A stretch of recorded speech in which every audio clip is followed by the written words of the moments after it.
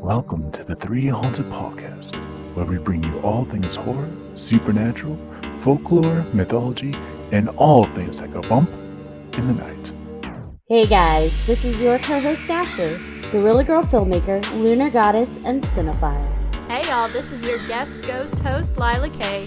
I'm coming at you from the Mile High to bring you chills and thrills. And I'm your co-host, John Thomas, ghost hunter, super smartass, and film lover extraordinaire.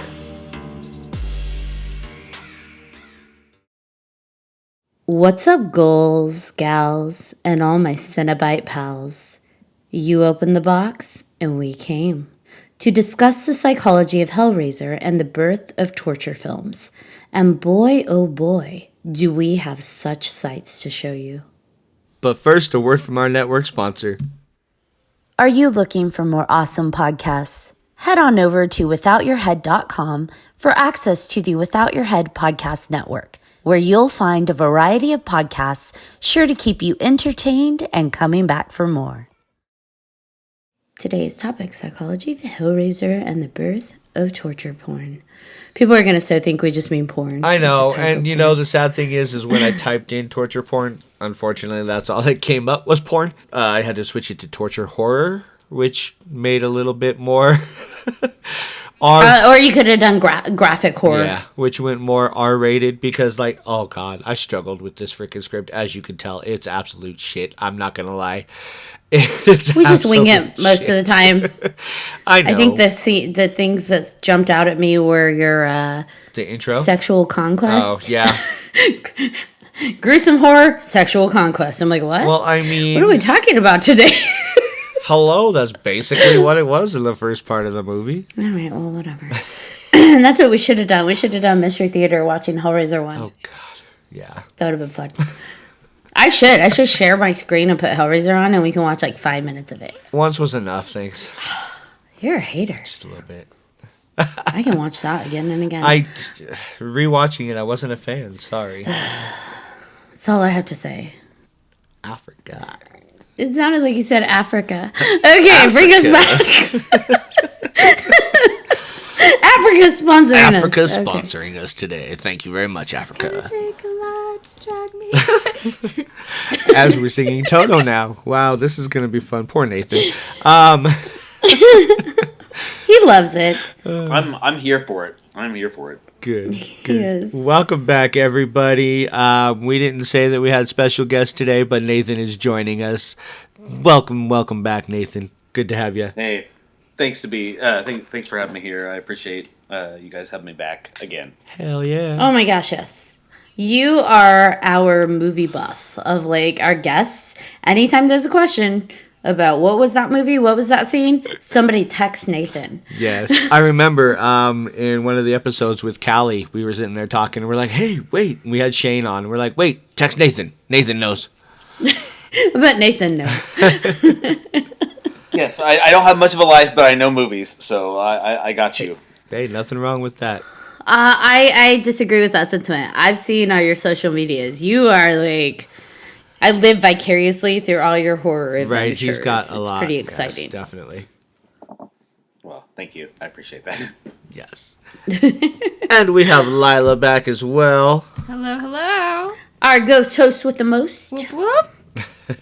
So, we've been kind of cruising along this season and following a theme. And last time we talked about demonology. So it's only fitting that we're segueing into Hellraiser, the ultimate demon movies, in my opinion, where you get a little bit of everything. You get like the most bang for your buck. And he just Sorry.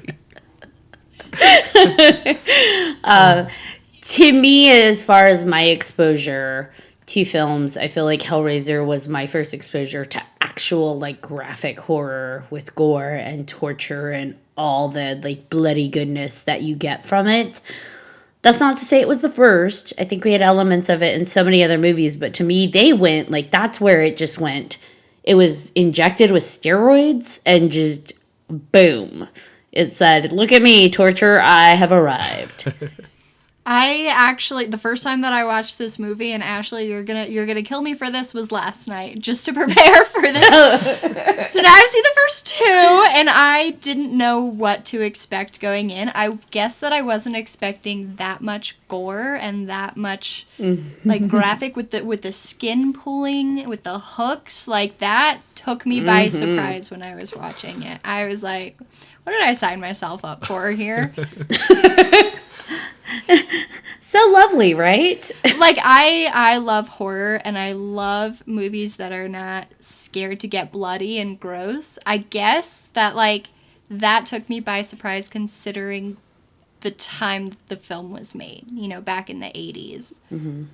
What about you, Nathan? Your first exposure to, like, what we might consider torture porn? I mean, you know, well, it's just really interesting because, you know, when thinking about this podcast coming up, you know, I mean, I kind of go a few different ways, you know, because when I think about torture movies, you know, I think of the savage cinema of the 70s, a lot of the Italian films, Cannibal Holocaust, but those were movies that I didn't come to until I was older.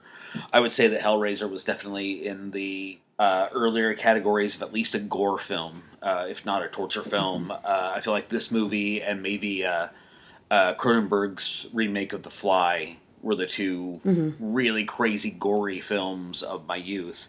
Definitely a fan. Have my my Hellraiser Blu-ray here signed by Doug Bradley, where he has drawn a little pin, little pinhead pin. I got my little Blu-ray set, so definitely a fan. I don't know. Early opinions of at least the first Hellraiser movie and even the second is that those movies were super scary to me because Pinhead himself, I mean, I'm probably getting ahead of us, but Pinhead himself didn't have much joy in what he was doing. It was more of a job. It's a position for him. He's doing what he's been set to do. He's not got a whole lot of passion about it. But the gore and the graphicness, and honestly, and we'll get there, I'm sure, but the sexuality mixed in, and especially, you know, when you start to learn stuff and the queer subtext of this movie, I think it's way ahead of its time, and I think it's still relevant. I still think it's great, and I might be spoiler alerting for one of my esteemed hosts, but I think if you don't like this movie, you're wrong. And that would be me. Fingers. Yeah. Yes, that would be me. Go ahead, John. All right. Gauntlet Honestly, Throne.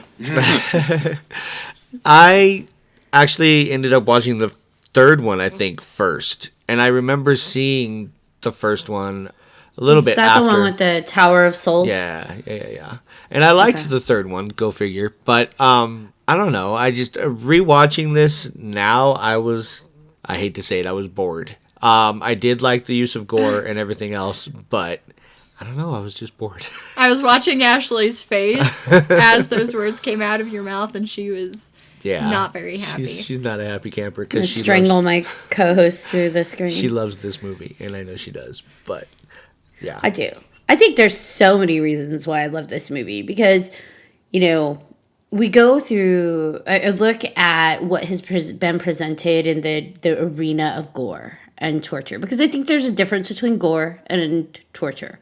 You know, we can look at the Lost Boys where they're feeding off of the, you know, Nazi skinheads in the campfire, and that's gore. That's not really torture, right? But super hella gory. Like, whoa, that was really cool feeding scene. But then we actually look at torture, where there's not an act of killing is your goal. It's the act of torturing somebody. For what aim or what purpose, I don't know, but torture. And so when we look at torture films over through the 80s, 90s, 2000s, and so on, you know, we have the Eli Roths, where I feel like the storyline comes second to the torture. Like you have a group of writers in the room that were just like, okay, what's the sickest way we can disgust people? And how many of those scenes can we put in a movie? Okay, now where do we make that happen?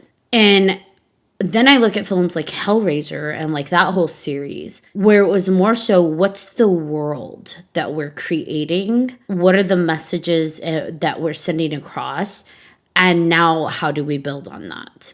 It almost feels like the story came first. And that's just my opinion. Because you look at Hellraiser and there were rules. Like, I think, Nathan, you were saying Pinhead didn't really get joy out of it. It was his job. There were rules that the Cenobites had to follow. And so when those rules were broken because, like, Pinhead got separated from his human half, and then suddenly he can be hell on earth, and no, any of the rules that applied beforehand didn't exist anymore until his human half was repaired to him. Those things carry the story, they carry the world, so it makes sense to us. So then the torture within that world, I guess, makes sense. Well, I said that like 4 times. Does that make sense? To jump in on a couple things you said a lot, and it's good. I know. No, it's great. One thing before anything else, we've got ahead. I mentioned the sequels. John said Hellraiser 3 was the first, which is interesting because that's kind of when he becomes a little more Freddy Krueger. Mm-hmm. They've got a little more one-liners. You've talked about Hellraiser 2, where you meet his human half. But, I think it's important to really talk about the first film as it was, where it didn't have all of the preponderance of backstory and sequel. But I would find a slight bit of fault with you. I mean, I agree with your assessment of the Eli Roth stage, which would definitely be what I think is considered the actual term of torture porn is. I would say that it's not just about the gore, but it's like you have to... I think it's important to look at both of these films, both Hellraiser and, let's say, Hostel. Let's compare those two. That they are both responses to what are going on in the world, because torture porn, like as we know it in the 2000s, was a reaction to all of the the footage online that we were getting out of like the Middle East, of like journalists getting beheaded, and we were seeing this youth were seeing dead people, and people, I remember watching with my friends on Rotten.com and Ogrish and all these sites where you see real people dying. And I think that the filmmakers were reacting to the fact that we see this all every day. How do we make it? Because I don't know. I think that we could go on about Hostel in a different podcast, because I don't know. I think that there's honestly smarter things going on in there than a lot of film critics want to admit. But with Hellraiser, it's so much for me. It is so much about sex and pain and pleasure blending, and definitely reaching into hell, but hell almost seems like just a conduit for these weird, sexy, terrible creatures. I don't know, but it is. It's quite it's quite graphic. I think it still holds up as graphic. I think the effects are great. But yeah, no, I think that Hellraiser is exactly what you said. I think it's definitely a reaction of what was happening in culture, both with sex and both with AIDS as well. I think there's a lot of sex and death wrapped up with that, and you have to also consider, Clive Barker, who gave us this series, is, a queer man who was of prime age in the 80s, if you will. I don't know. I don't want to ramble on. You should jump in and counterpoint me or something. Well, if we're, I guess for me, the point I was trying to make is that there is a difference between the films. I think people lump torture porn films or anything that has heavy torture and gore into it all into the same category.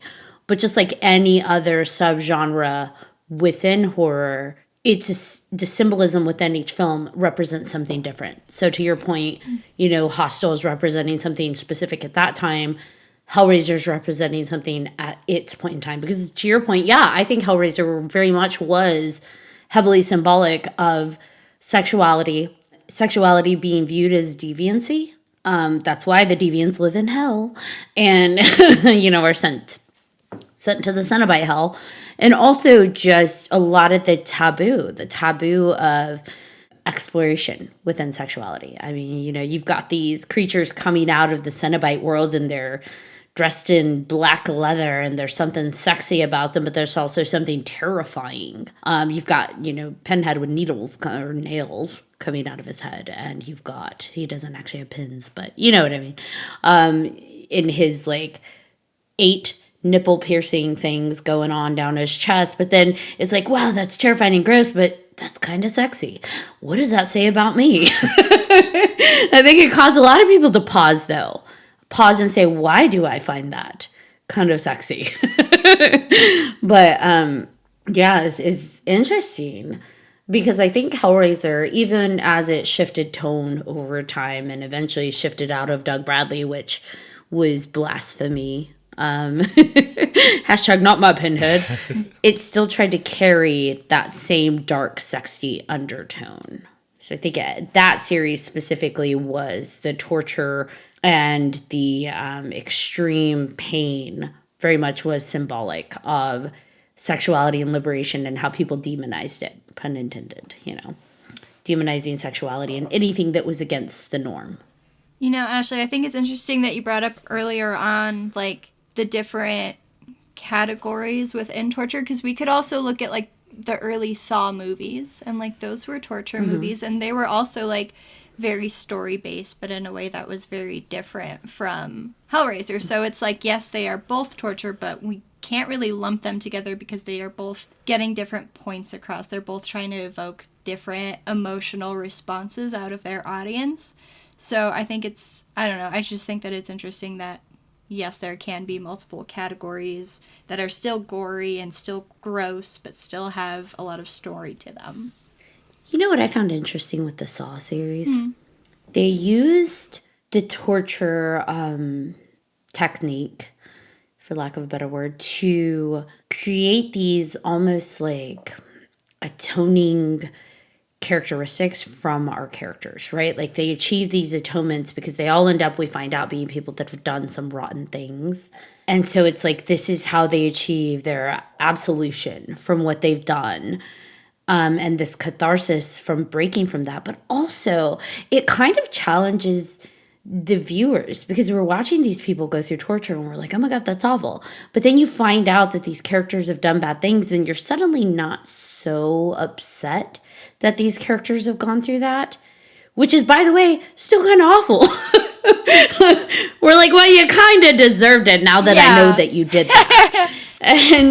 And that's interesting because that's one of the things that I read about when I researched some of this stuff is that there's this, they call it dispositional alignment, where when we see bad things done to people in horror movies, we don't feel so bad for. We almost feel like a sense of relief when it's to bad people or people that we think, because we're having to apply judgment calls, right? People that we believe are deserving of this treatment. So I find that interesting.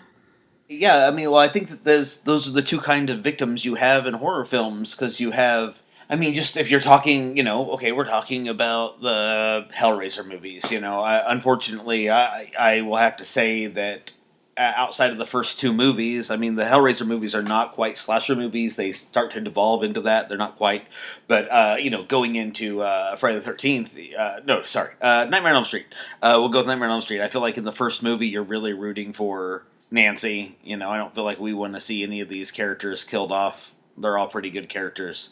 And then by Freddy's dead, it's like the whole point is to see how Freddy's going to dispatch these kids. And you're rooting for it. And I feel like there's no empathy to be had for, the stoner kid in Freddy's Dead, The Final Nightmare, but there's a lot of empathy to be had for Tina at the very beginning of the first Nightmare on Elm Street, and I feel like the same thing could be said for, these movies and the torture movies. I feel like that's why a lot of the times, when you get to anything from Cannibal Holocaust to Hostel, you're given a little bit of morality with these people, but I would offer this. To me, what does that say about us as a audience? Because for me, the older I get, as much as I have less faith in the world, really, when I watch movies, I have a lot more empathy for these people, and I think to myself, oh, well, that person was an asshole, but they didn't deserve to be macheted 7 times. So maybe 5. Only 6, yeah. Yeah, 5, 6, 5 is practical, 6 is artistic, and 7, you're compensating. You're overdoing it. Overkill. Yeah. You're compensating. So yeah, I don't know. I don't know. It's interesting. I feel like, with Hellraiser specifically, if you're talking about Frank, he's somebody who deserves the bad things to happen to him. Julia is a little more complex. And I mean, we could even talk about that. That's an element we haven't even talked about. The fact that, in my opinion, the Cenobites aren't the villains in the first Hellraiser movie. Frank and They're just Julia doing are what they're supposed the villains. Yep. Frank is the person driving Julia, and Julie is the person who, on one hand could be slightly sympathetic. She's a woman who has found this passion with her brother-in-law, who also happens to be a terrible piece of shit, Satanist, horrible sadist person. But she's also willing to kill her husband and kill innocent men and offer up her stepdaughter for this consuming demon that her lover has turned into. So the Cenobites are there to just, they're honest to God, they're like the mobsters in a 30s movie that's sent to be like, we're here to collect, I'm gonna break your kneecaps. Oh, the things we do for love. I'm with you, but in that same vein, like, I think that's why with especially Hellraiser 1 and 2, why I had so much sympathy for Pinhead and the Cenobites is they are living in this world of these rules. Like, you don't touch the box, you don't meet Pinhead, right? And like, the face he made. Okay, but you know what I'm saying. If you aren't playing with something very dangerous, you're not going to meet the demons that are emerging from there. If you are doing your thing, it took this murderous woman and this like these situations to occur and to bring it about. And they tried to hold true to the rules where in a few of the movies where if you're forced to open the box, if you're forcing innocent people to open it, hoping you're going to sacrifice them, they don't take them.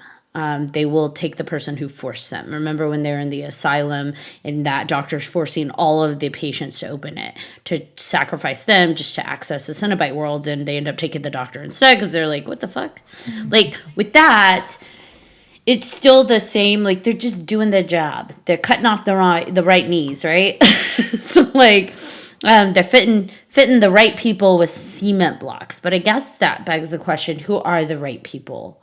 Because at what point is the vindication acceptable, if that makes sense? Because I know in the one with the Tower of Souls, she ends up offering up that guy, or was it her boyfriend? She gets him close to the tower to be taken in, but because he had been feeding people souls, that's okay. But it's like, at the same token, she also offered somebody up. So where is vindication? Again, I guess it depends on where you're looking at the franchise, because I think if you're looking at the first film, that's true. I mean, it's very much true that the Cenobites are there for the people who did them dirty. But it's important to remark that in that first movie, Kirsty was the one who was smart enough to be like, hey, you don't really want me, you want Frank. Frank is the person who cheated you. He's the one who escaped. I can bring you to him. And so as soon as she was able to offer that, she just made a deal with the devil to save her soul. 100%. But she was an innocent. Right. I think that at least in that first movie, it's a direct, deserved response because Frank had fucked himself and he was ready to escape and kill innocent people, including his brother, to get back into Earth on life, whatever, but when you get into the sequels, I think that there's the evil doctor in part 2, there's the evil club owner in part 3, there is the evil spaceman in part 4. Let's be real, Jason, no, I guess Jason has, I guess Michael Myers and Freddy still have not been to space, right. But Jason has. Yeah. Oh yes. I'm sorry. Freddie and Michael have not been, but Jason has, and Pinhead. Shit, even the leprechaun went to space. The leprechaun went to space. Yeah. The leprechaun went to the space before he went to the hood. I know, right? That's some fucking shit. What about the torture of knowing all of this? That is the real torture here. You're torturing watching all these movies. Yes. Yeah. I love a movie with emotional conflict, and that's what I got out of the first one. Watching it through for the first time, like, I've grown up with this imagery of Pinhead, and I've seen the character, and I can recognize him and know what he's from, but up until last night when I was watching the movie, I didn't know his story. I didn't know that this was like his job. I didn't know what he did. it's just to put it simply, I didn't know, is it the Cenobites or Cenobites? Can you correct me on that? Cenobites. Cenobites. I didn't know what the Cenobites did, and to Nathan's point, they are there to do a job. And so I grew up with this expectation of, I've seen this mean-looking guy with pins sticking out of his head. He's the bad guy. But actually watching that film, he's not the bad guy. Right. And yes, bringing up Kirsty, she now you did, know why we love her. Yeah, I mean, she did open the box, yes. But she didn't really know what was going to happen. She didn't know the outcome. She didn't know that she was to be taken from that. And, you know, they tried to explain, you opened the box, you summoned us, we're here for you. And she's like, no, you're really not, though. You're not. And so having that emotional conflict of, yes, you opened it, this is kind of your fault, but also you don't deserve this, that's, I think, what makes the movie pretty interesting. But does ignorance really... Does it count as an excuse? Yeah, because I think about that, and, you know, we talked about in the paranormal games about, like, people summoning demons to... They just fuck around and play a game and get a magic genie wish, and it's like, if something does come out and something gets you, like, at the end of the day, you were playing with a box that you didn't know what it did. You were twirling and circling it and tracing it, knowing something's gonna happen.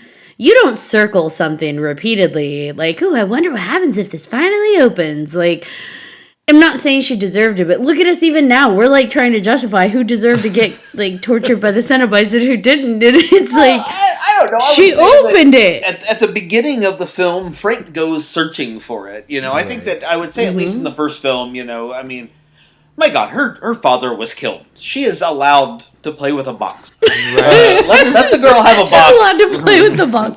Look, I don't judge her. I have a box. Like, literally, I have a Hellraiser box. We've seen it. There is something, like, you look at these things and they're, like, really beautiful and captivating and magical, and sure, why not? But, and I'm not saying she would deserve to be dragged into hell and tortured. She has a lifelong connection with that box. Otherwise, we wouldn't see her in movie after movie after movie. And at what point does it become like, all right, now you're kind of just asking for it. Like, I think you met Daddy and you keep trying to get back to him. And I mean, when I say Daddy, I mean Pinhead. Because he's the boss of all the Cenobites. That's Daddy. I mean, do you blame her, though, after, you know, the first one at least? Do you blame her? Hello, Pinhead. Well, this is a good time to bring up that, you know, we haven't even talked about the fact that they are doing 2 different remakes of this this second. Yep. They're doing a Hellraiser series, yes, and then they're doing a Hellraiser movie, and in the movie, Pinhead is going to be a lady. Yep.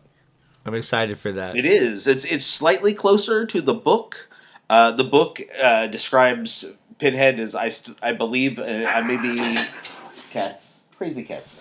I may be a little wrong on this, but I don't think it is. It's that Pinhead has the body of a man, but he has like a androgynous, wispy voice. And so I think that I think it'll be interesting. I'll be interested to see what dynamic that brings to the table.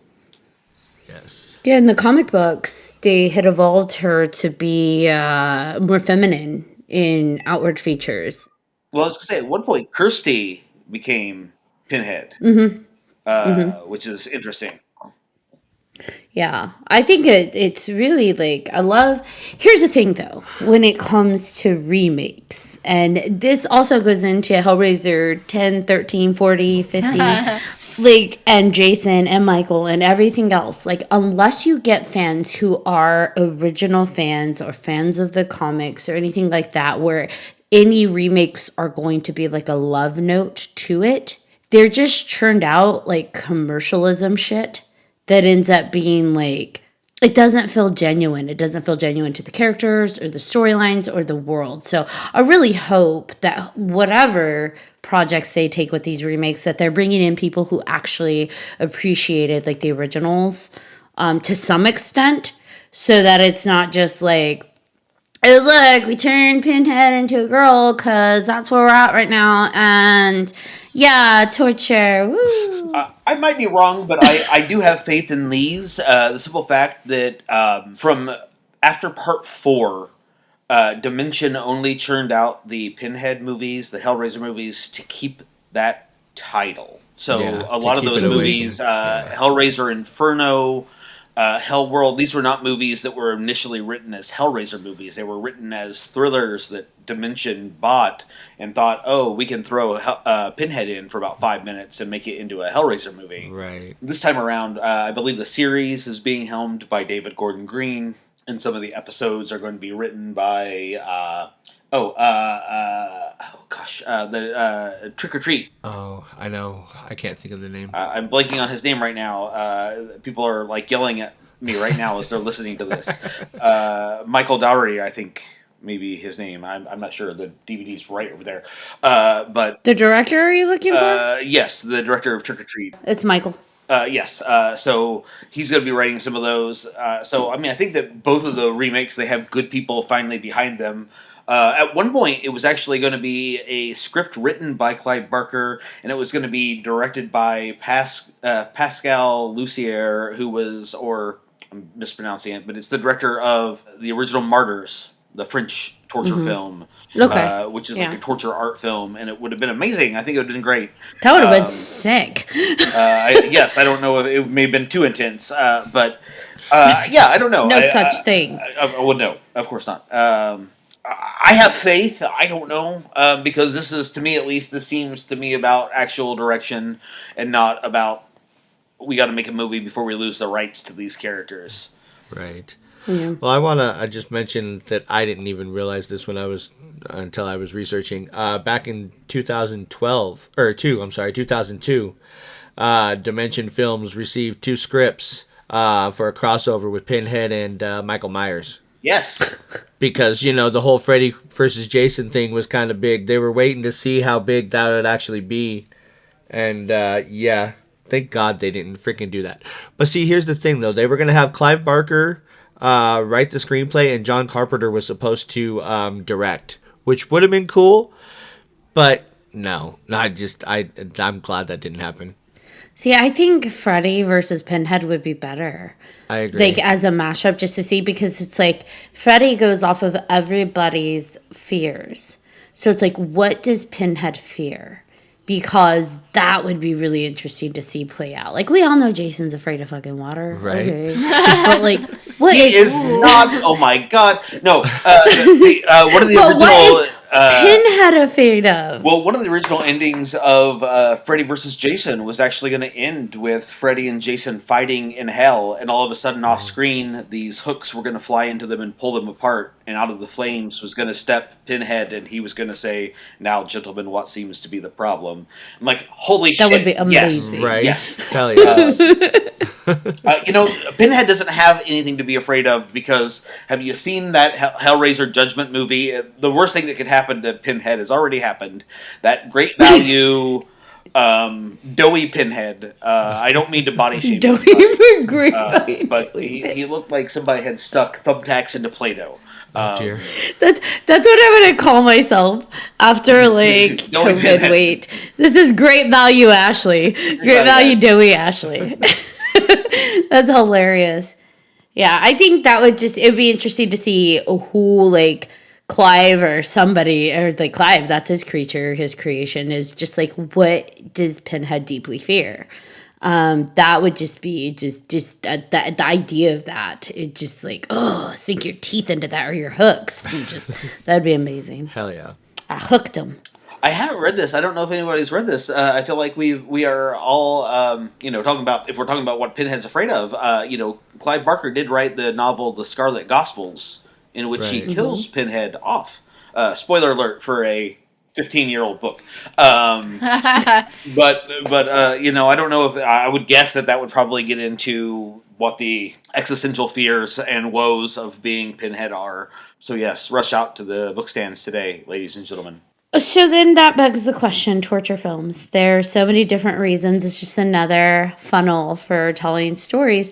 Why do people like torture? Why do they watch it? Well, I think we touched on it back in one of our episodes from season 1. It's just, we're watching it happen to other people. We know it's a movie. We know that, it's not happening to us, and we're kind of okay with it.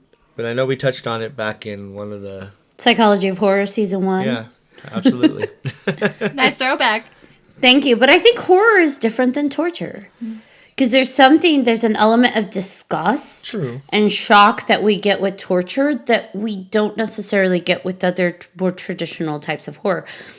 I read an article that I thought was interesting where people compared it to the lichens of how people used to watch hangings. They would gather to watch people be executed or hung. That same obsession and curiosity with the macabre and like that visceral reaction to stuff like that we get from torture movies, torture porn, and horror.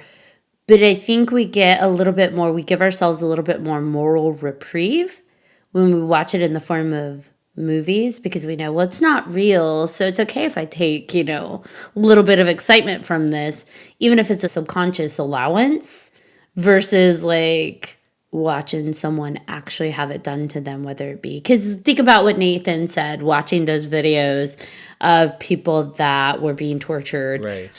People watched them. We knew that the hits were being reported, but how many people actually owned up to it? Like, yeah, I went and looked online. I Googled that shit. I watched it 10 times. Like, I don't know anybody who admitted to watching it, but people were watching them. We know that. Yeah. Well, like, I think, while we're talking about the different types of horror and things like that, like, I love slasher films. Like, those are my go-tos, and I love them. And yes, I'm a root for the bad guy. I don't care. But when it comes to, like, torture, like I was talking about earlier with, like, that first image of seeing the hooks pulling at the skin and ripping apart and then hearing like a character's reaction to that, that's very different than someone getting killed off really quickly in a movie. Yes, there's still going to be gore and yes, there's that horror element. But if we're going back to torture, what I think Hellraiser does really well is, like, in the first two that I've seen, I know some people are going to hate me for that, but in the first two that I've seen, you also have all these sound effects, and you've got all these visuals to go with it, and so it's not just like, oh, we're just going to show you, like, this hook pulling, or we're going to show you this person without their skin, like, that type of thing. We're going to have the sound associated with it. We're really going to fixate on it, and we're really going to drill that into your brain so you have that as you're leaving this movie. You're going to remember these things. Yeah, I think it definitely evokes more intense emotions if you're watching someone get tortured versus just a quick kill. Yeah. Well, I think that's, I think there's more danger, I'm not the first person to have said this, but I think there's more danger in old school cowboy movies than there are in horror films because, you see somebody get shot and they just double over and they fall over and, oh, the day is saved, and that's just it. But, you watch Hellraiser and you see somebody's flesh get ripped away. It's not just a quick, oh, they're dispatched and, oh, it's very moralistic. It's not that, we're assigning some morals to this to a point. But, I feel like if you're talking about torture, I think that my empathy goes a lot further if somebody's being tortured than if they're just killed off. Mm-hmm. Yeah. Well, I also think that, again, what movie are you watching? Are you watching Friday the 13th Part 7? Then you want the bitchy girl to get killed. You want the jock to get killed. You want the nerd to get, But I think that when you're watching movies that are more about torture, whether it be, again, Hostel or even Hellraiser, I think that it's less about a body count and more about evoking what you feel. With Hostel, I think that there's a habit for people to be like, oh, these guys were obnoxious assholes and they're being rude in a country that's not theirs and good for them for being killed. And I'm like, yeah, rudeness doesn't really equate a death sentence, dude. For being a misanthrope and a big old horror guy, I have a whole lot of humanity. And I'm like, yeah, that's no, you don't know. It's not. It's a false equivalency, man. Let them go. It doesn't mean that their Achilles heel needs to be cut and then they need to be put. So I don't know. I think that when you're watching horror or torture, it's got to be visceral. Talking about Hellraiser, when you're talking about those hooks, I'm like, well, who hasn't picked up a fish hook? Who hasn't imagined a fish hook when you go fishing going into your skin? And so I think that, and even if you haven't gone fishing, I think that you have, people know what hooks are, and so to have the idea of multiple of these under your flesh tearing and pulling away, It's not just quick, it's not just a stab, it's not just a gunshot, it's like the rending of flesh from your bones. It's pretty darn... it's drawn out. If Yeah. if that helps. And primordial. Literally. It's got some sort of like real. Yeah. Okay, but you guys say, ugh, let's be realistic. When we're speaking specifically to Hellraiser, there is much more of sexual undertones in that movie, including with the torture itself, that I think, and we know based on how well 50 Shades of Grey did, no matter how shitty it was, people have a curiosity about that element. So I think that some people, yes, it evokes disgust, especially when you're seeing the effects of skin being pulled literally away from skin and blood and all of that stuff. Like, okay. But the first moment, that first moment when the hook bites into the flesh, before it's ripped everything off, there is a different reaction that I think a lot of people may or may not own up to have when they see something like that. Otherwise, suspension would not be a very popular fetish out there. Voyeurism of suspension wouldn't be a fetish out there. There are people who do like seeing things like pierced into the human body. Piercings, my friends, people who are addicted to piercings, like there's a sensation that's evoked by those visuals that are presented in Hellraiser. And I think they do draw it out very slowly to capture those audiences. And then, boom, the creepy, grotesque disgust occurs. But I do think that a lot of the close-ups that were shot, whether intentional or not, I do think it was intentional, were done to speak to different audiences. Not just the let's gross them out and startle them. But the deviant audience as well. Oh my God, Nathan. It's a good thing this is an audio. You guys need to have a Patreon with a visual element, Right. like subscribe and you get to see like the ins and outs of what exactly? He said the ins and outs. the ins and outs of Hellraiser, What goes on while we actually record? Yes, you can see the faces and the What gestures. did Nathan do in that episode? Oh my gosh. But yeah. So that's just my 2 cents. Like when it comes to Hellraiser, anyways, I think a lot of their visual was trying to evoke an erotic imagery and not just a disgust or, shock. No, 100%. No, you're totally right. Yes. Absolutely. It goes to both. It's leather and hooks and chains. Yeah. Although kids don't smoke. Do you remember that Cenobite? The smoking Cenobite? Oh God. I did like how their different, what they looked like as Cenobites was very representative of their sins Right. as humans. Yeah. And so I thought that was a pretty neat thing that the directors and cinematographers and artists put together, the creative concepts behind what the Cenobites look like. Especially when you get to like part 3 with the CD Cenobite. Yeah. The digital camera Cenobite. That's pretty cool. That was pretty cool.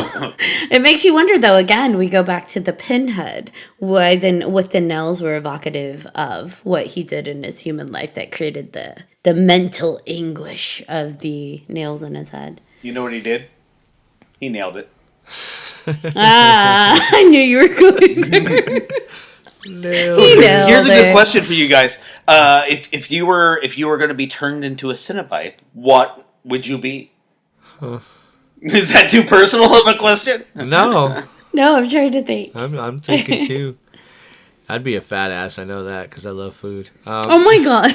I would be a bag of Taco Bell. Every time we say Cinnabite, I keep thinking Cinnabun, and it's driving me nuts. This entire time, Yes, I would I'm like a Cinnabon. I want a cinnamon roll. I would love a cinnamon. So I'm going to nerd out for just a moment. So Pokemon Go has this Pokemon character that's all black and it looks like machinery and like really just cool. Like if a Pokemon can be sexy, like that's a sexy Pokemon. Zekrom? Like it's just really cool. Is that who you're talking- Yeah, Zekrom. Oh, See, God. he knew who I was seeing. You could say, oh my gosh, but you knew exactly what I was talking about. So Zekrom. That's because he's the only all black freaking Pokemon that's there. He is not. And so I feel like though all of the ones that I've gotten of him, I've named Xenobites. And I had someone actually ask me, what is Cenobite? I'm like, if you don't know, then you don't know. Like, Hellraiser. Ones that get You're it, welcome. get it. And the ones that don't, Yep. don't. Tough shit. These are my Cenobites. Oh, dear Lord. That's my nerd moment. Yes, well, I answered the question, so I need Yeah. y'all to answer the rest Well, of it. And now I do want cinnamon rolls for real. The entire time, that's just been what's going on in my head is like, man, I could go for a cinnamon roll. Well, Nathan, obsession you with- asked the question, so did you have something in mind? Like you Put it back on you. I just want to know because you brought it up. I was like, well, maybe he's already got something that we can stall for, you know? Oh God, no. He was stalling. Yeah, You no. did do I good. mean, I'm surrounded by. I mean, I would probably be the CD Cenobite. Only it would be Blu-rays. I don't know. I would spit out shitty movies. So like, if you come too close, I'll kill you with a copy of Santa Claus Conquers the Martians. I love it. I don't know. I feel like I'd be me. Like I'm already horrible. Oh, I don't know. whatever. I think you'd be like a hanging off straps Right, yeah. with a spinny No. hula hoop Cenobite. You'd be like That's what I'd have, like a hoop swirling around me, but with like barbed wire on it, and I like can see something that. really cool. Hooks would fly out, and you would Sweet. just like hang and chill. Psh, yeah, I see that. Hey, good chill. Hooks flying out, like just but see, it could be like a planet, right? So like the rings are circling around me, Yeah. and people just get like sucked in and chopped through it. All right, Saturn, Sound go effects. I on. like that. Oh, it's a sadistic Saturn, right? Like, ooh, There you go. I like that. All right, well, now we're down to you, kid. I don't know. I'm new to this. I'm new to this. Lila, Yeah. Cinnabon. Yeah, she'd be a at big ass this point- cinnamon roll. Big ass A big old poisonous cinnamon roll. I think I'd be a mixture, actually, of, like Nathan said, with the Blu-rays and actually a big chunky ass dude because, again, I love food. Chunky. You know, I really like hate this stereotype that like, because I'm a Taurus, I hate the stereotype that Tauruses are like obsessed with food and like food motivated, but also like, if the shoe fits, that's where I'm at right now. You could be like that Muppet. What is it, the chef? Oh, yeah. But you have like these crazy accessories that I've are just like got coming so out of many, your hand. like, Just knives. Yes. There what you is he? go. The Swedish chef? Yes. But it's just me with like knives all over the place. Yeah. There you go. There we go. It's just Gordon Ramsay. That's all this is. There you go. You open the box and it's just Gordon. Do you know one thing I found while researching stuff? There's this called excitation transfer process. So the more intense our experiences when watching a movie, so like the torture porns, when it's like really disgusting us and shocking us, after the film is over, the physiological arousal of all those senses, the dopamine, the adrenaline, is still there lingering. So any positive interaction you have afterwards is intensified because you're already riding on that high. So then, like, we almost get addicted to that, right? That sensation without realizing it. And we also view the entire experience, we lump it together as one big positive experience. So, like, I guess maybe don't go home and go right to bed if you're going to be on that extra high. Like, go do something fun. Like, go do donuts in a parking lot or have sex. I don't know. Like, if it intensifies things, like, sure, why not? I don't know. Maybe that's why horror fans are big horror fans. They're just like, this is what I like to do. Netflix, thrill and chill. All right. So to your point, the whole sex thing. So we can test this theory out. So if there's like Who's we? No. Listen, if there's a horror movie that comes out, we can see 9 months later if there's like an abundance of babies being born. Babies? Yes, that's where I was going with that, not the other stuff. Well, I like to think that horror fans are rather more logical, common sense lot. You give people a lot of I was credit. gonna. I wouldn't test that on our people. You better leave those horror fans alone. Hey, some are great. He said we're gonna test this theory. Wait, what? I'm committed to the podcast, but Damn, not that far. Nathan starts dancing. actually, that's curious because you watch horror films like every day at work. Do you find positive interactions are more increased on days that you're watching scary movies versus days that you're not? I mean, I don't know necessarily about that, but I do know that a lot more people do enjoy horror movies than even admit. Like, they might not sit down and watch them, but, as soon as something comes on, I've seen people who are not really into it start watching it and then laugh at the effects, or even if it's serious, but they're in a safe environment. I don't know.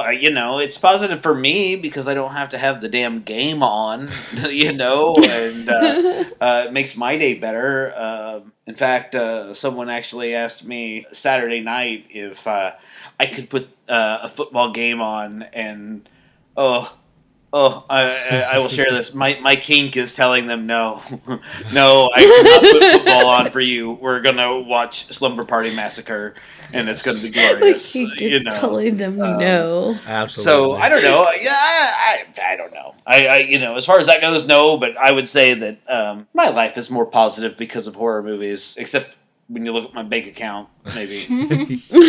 Agreed.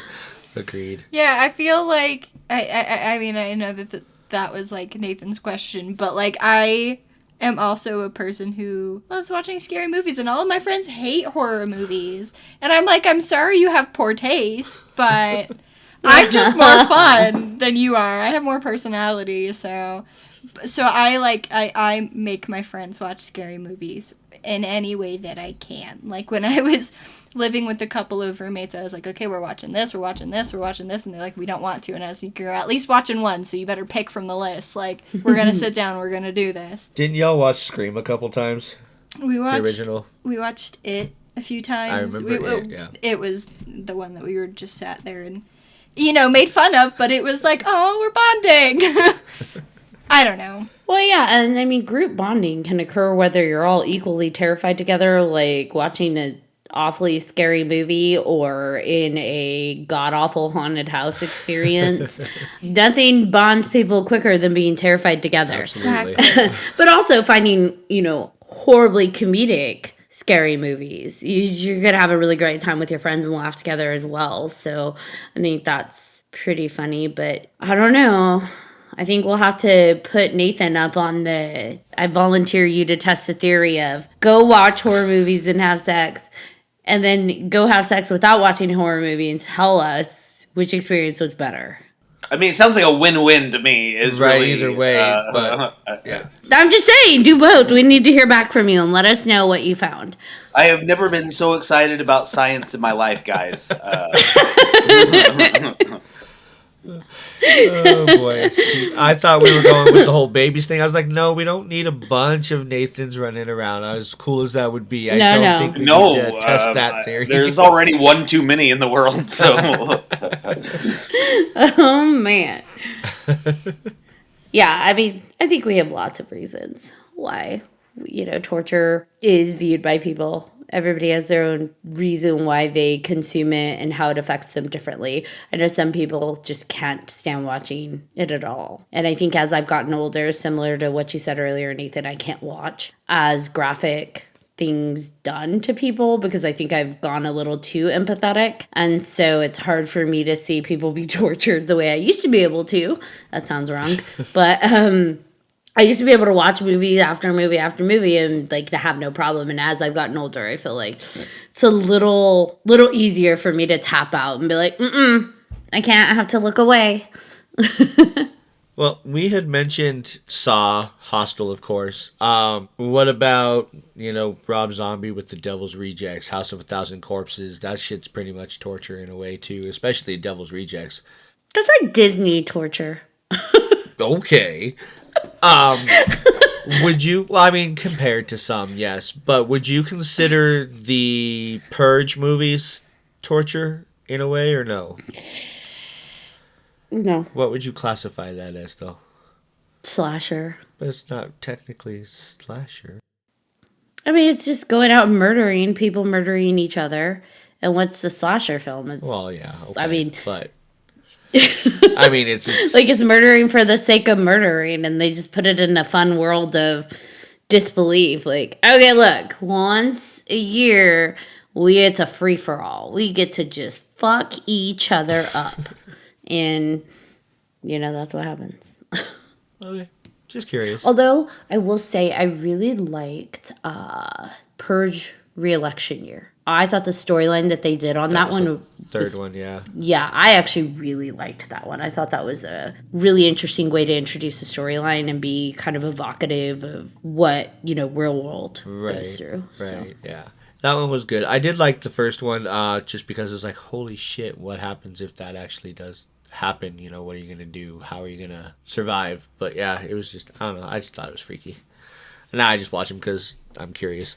Well, I think, like, using the Purge as an example, when we were talking about, like, evoking different emotions, like, a lot of people, like, had that reaction where it was like, oh my god, what if this happened?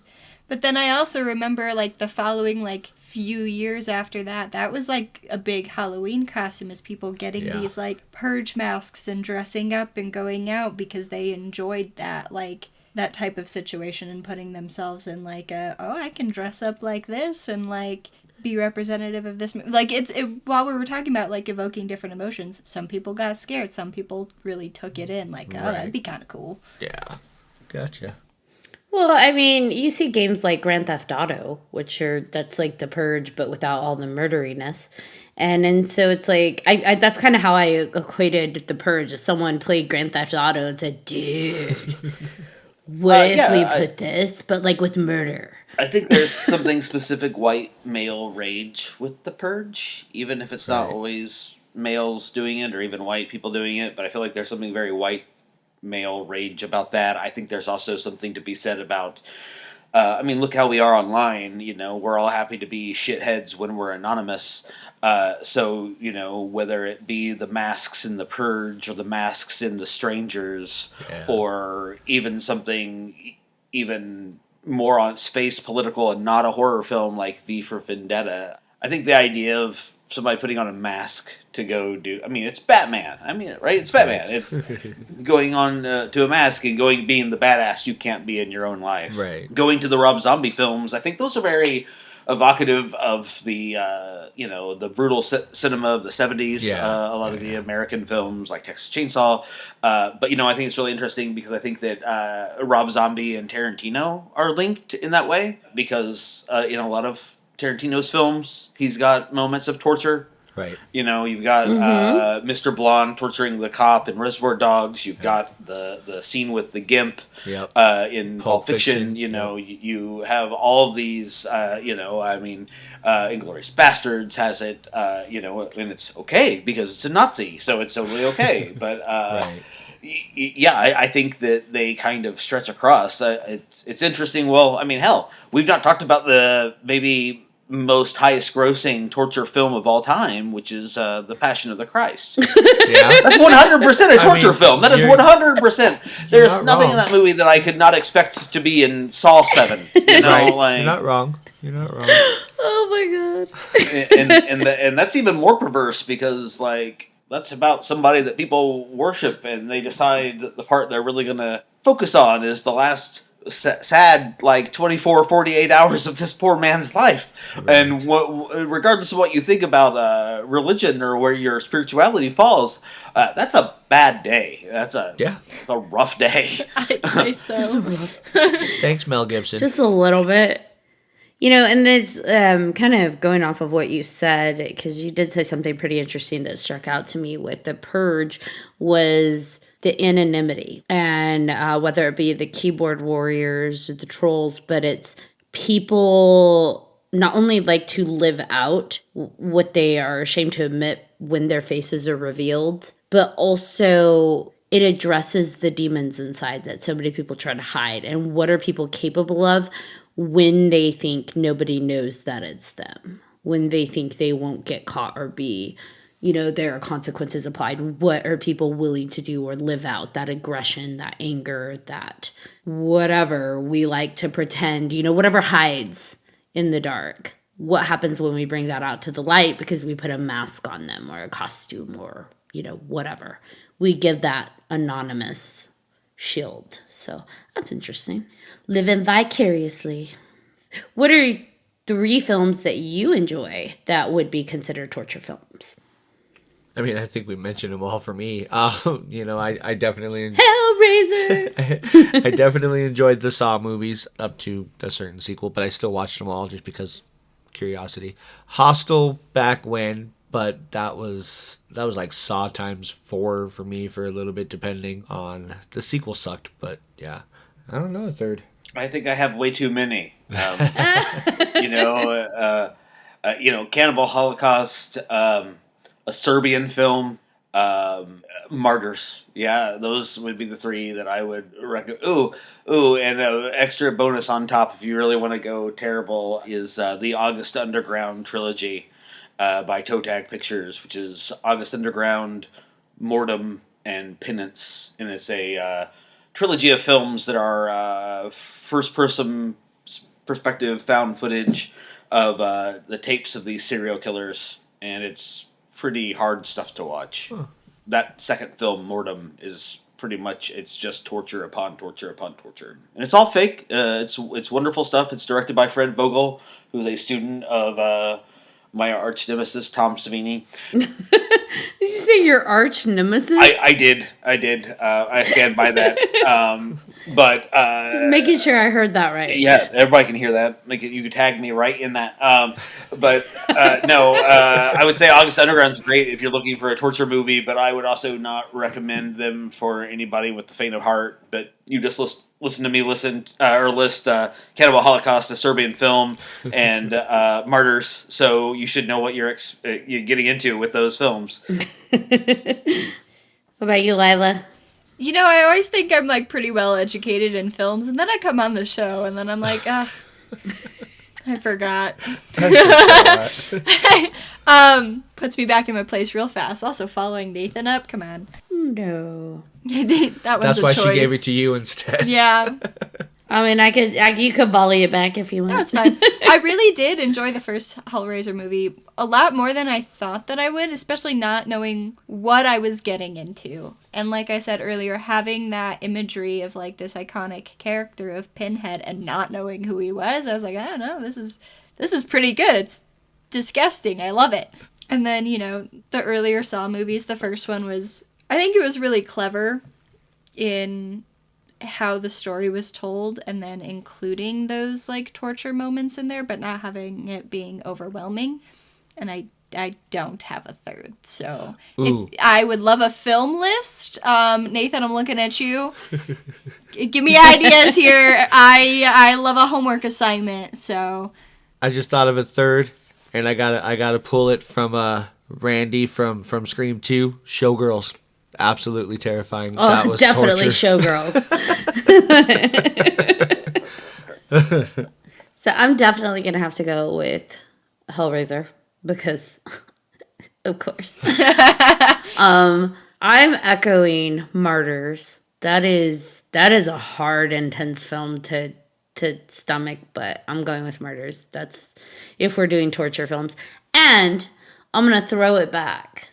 For my third, I'm going with Misery. Ooh, Misery. Oh, yes. Nice. Yes, that's a good one.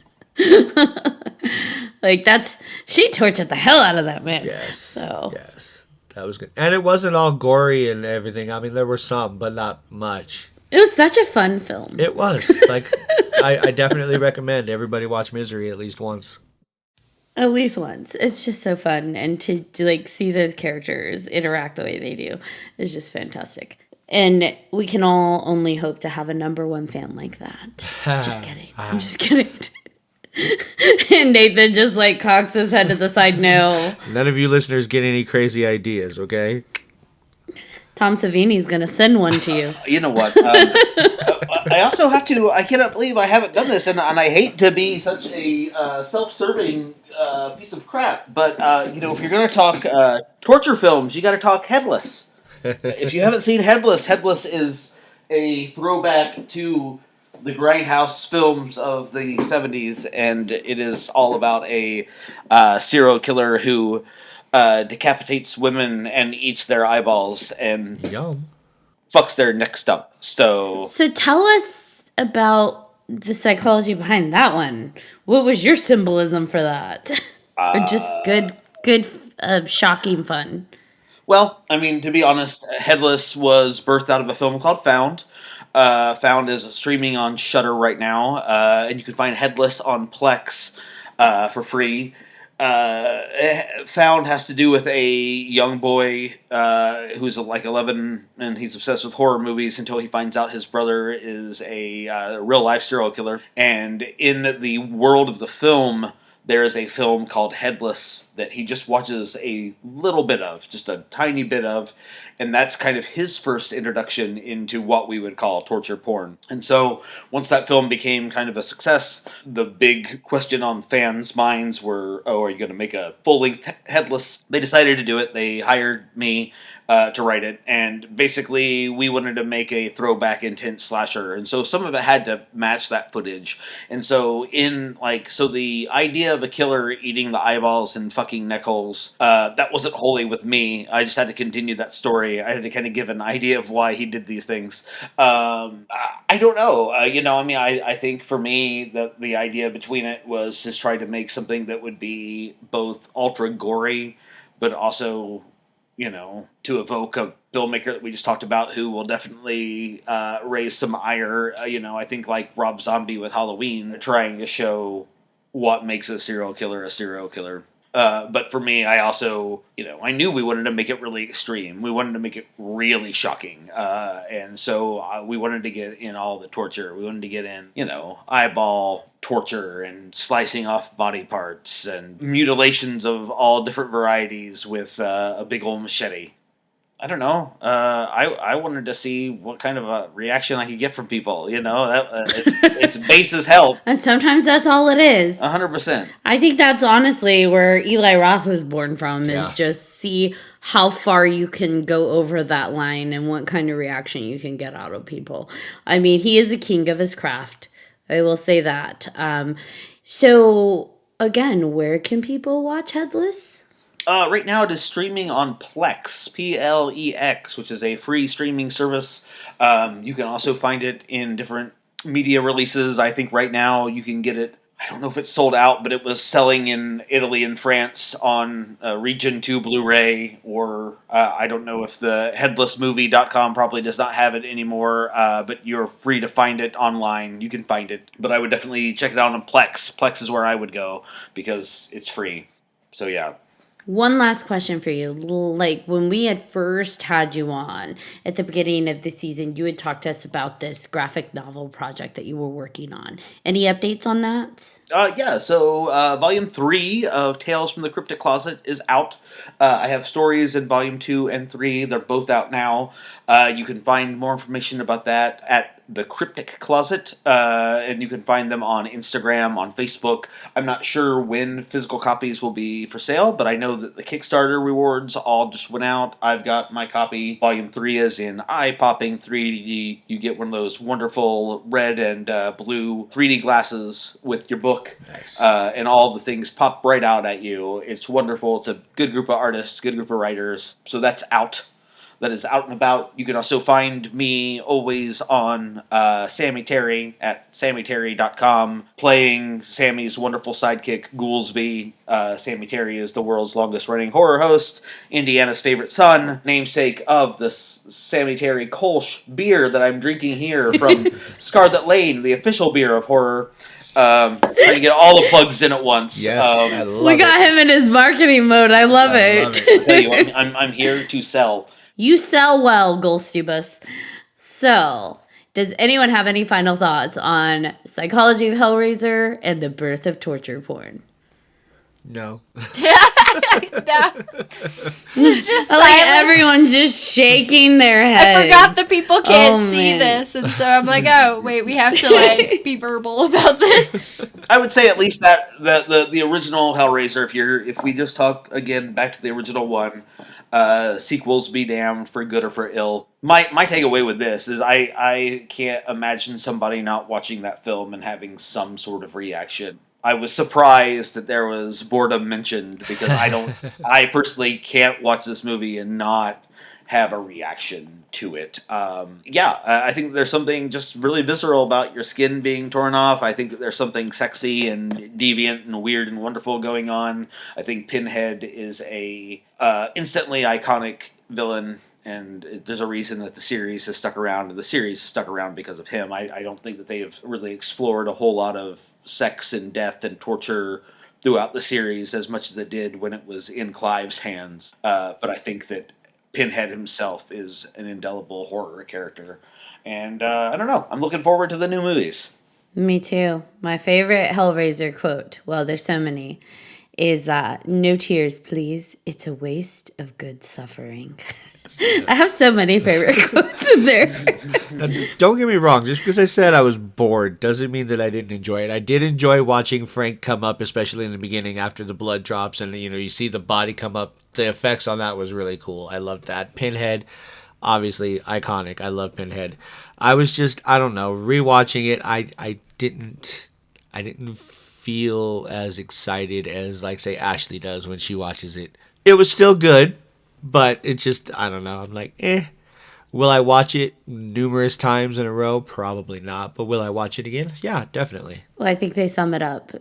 People's reactions to Hellraiser specifically, they sum it up with their tagline: demon to some, angel to others. So it's whatever you take from it. This has been a really great episode. I love talking about Hellraiser. All things Hellraiser. Love at first fright. That's all I gotta say. Love at first fright. Yes. All right, thank you so much to Nathan for joining us on this episode, and thank you all for tuning in. I am your guest host, Lila Kay. I'm John Thomas. And I am Ashley, Lunar Goddess. If you have any episode suggestions, questions, or comments, please email us at 3hauntedpodcast@gmail.com. And if you haven't done so already, be sure to like, follow, and subscribe to all of our social media. We'll see you in the next one, MetaPals. Until next time.